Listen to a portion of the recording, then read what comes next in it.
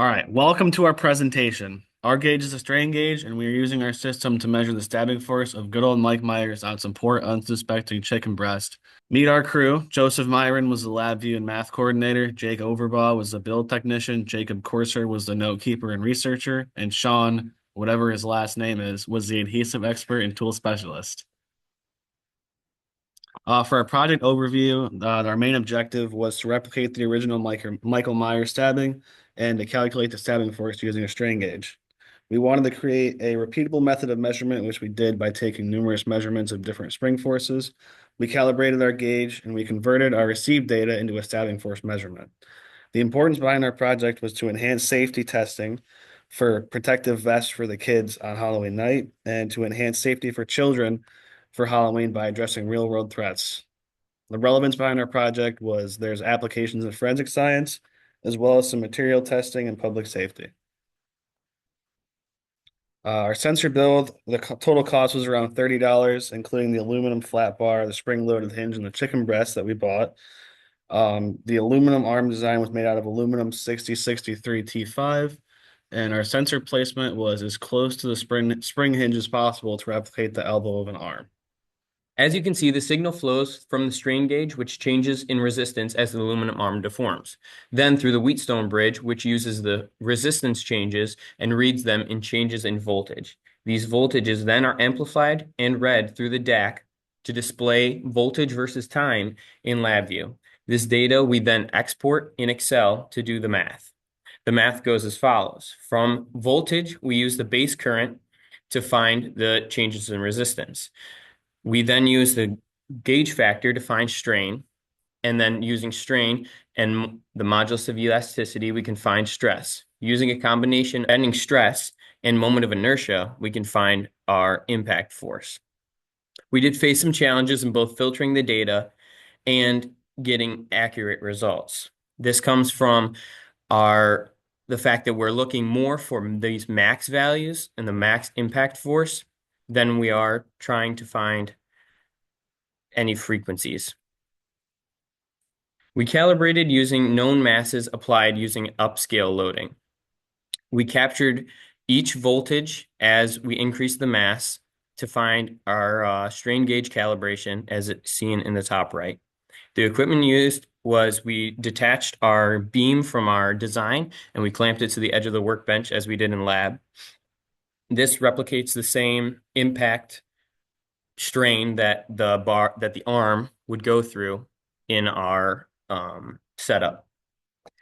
Our outcome became a successful calibration curve aligned with our anticipated outcomes. This is an example of our calibration curve in Excel, and as you can see, we did the upscale loading as with sharp increases on each step, and we got our line through a linear interpolation. Now for testing. In our experimental setup, we used an aluminum arm attached to a spring-loaded hinge. At the end of that arm, we attached a knife. This was used to emulate the stabbing force of Michael Myers. Our tests were conducted using varying spring tensions to emulate varying stabbing forces depending on how hard you swung your arm. Again, we collected that data using the DAC in voltage versus time, but then exported that data to Excel in order to get it in a useful form of force versus voltage for our analysis. Our key metric here that we were searching for was the peak stabbing force for good old Mike Myers. Here you will see a video of us demonstrating our very scientific testing methods. As you will see in this video, our team had complete faith in the reliability of our design. For legal reasons, the knife used in this video was fake. Chill. Good? Bro. We tested our system with a spring-loaded hinge at two different settings. This graph shows the force calculated from the output voltages of the system with the spring at its lowest setting. We observed a maximum force on impact of 9.08 pounds. This graph shows the results of testing our system on the higher spring setting We observed a maximum force on impact of 12.48 pounds. The results of our system can be seen in the prior two slides in the form of a force versus voltage graph. These results aligned with theoretical predictions that we made prior to testing our system. Implications of these results are the fact that the data provides actionable insight for safety gear manufacturers and highlights the effectiveness of using strain gauges for dynamic force measurement. All right, everyone, we're in the home stretch now, but we hope we've been able to keep you entertained. Along our journey, we learned many lessons, some successes, some challenges, and some that we weren't quite sure what to make of. A couple of our successes were that we were able to accurately calibrate our strain gauge using properties and equations that were taught to us and that we researched on our own. We were able to gain consistent results across multiple test conditions. Repeatability is super important in cases like this. A couple of challenges.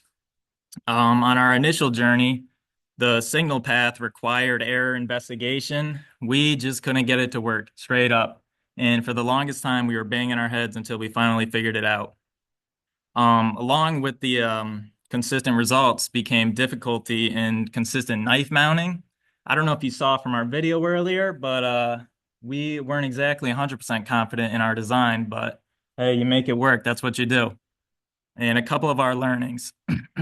We now have an improved understanding of strain gauges, as well as mechanical electrical systems. And in so, we were able to gain an improved understanding of the calibration techniques that are required. And our future work.